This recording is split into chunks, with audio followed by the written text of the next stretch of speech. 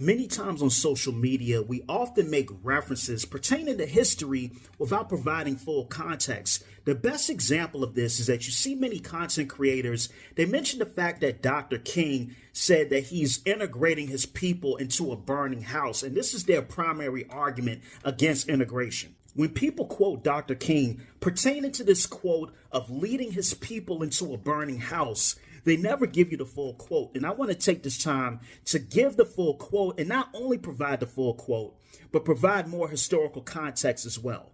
Dr. King says, "We have fought hard and long for integration, as I believe we should have. And I know that we will win. But I've come to believe we're integrating into a burning house. I'm afraid that America may be losing what moral vision she may have had. And I'm afraid that even as we integrate, we are walking into a place that does not understand that this nation needs to be deeply concerned with the plight of the poor and disenfranchised. Until we commit ourselves to ensuring that the underclass is given justice and opportunity, we will continue to perpetuate the anger and violence that tears at the soul of this nation." So it's a lot to kind of chew on there, and it's a lot to dissect. And I think we need to provide a little bit more context. I'm not trying to romanticize integration, nor am I trying to romanticize Black societies that existed before integration, because you have pros and cons with both.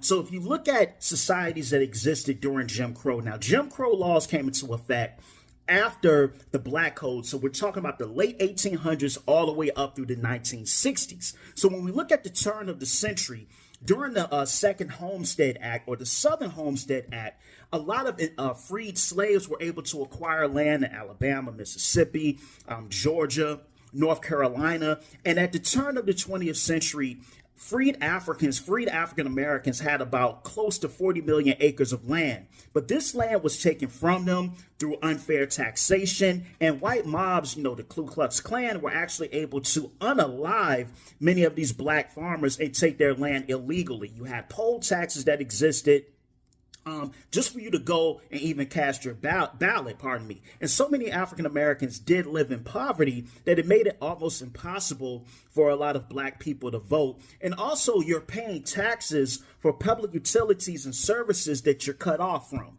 Once again, with integration, one of the things you saw, and with I-95 being brought through a lot of Black communities, you saw the decline of these autonomous hubs of what people would classify as Black capitalism as well. So I'm not trying to romanticize either one. I'm just trying to give you the history. When you look at Dr. Martin Luther King Jr.,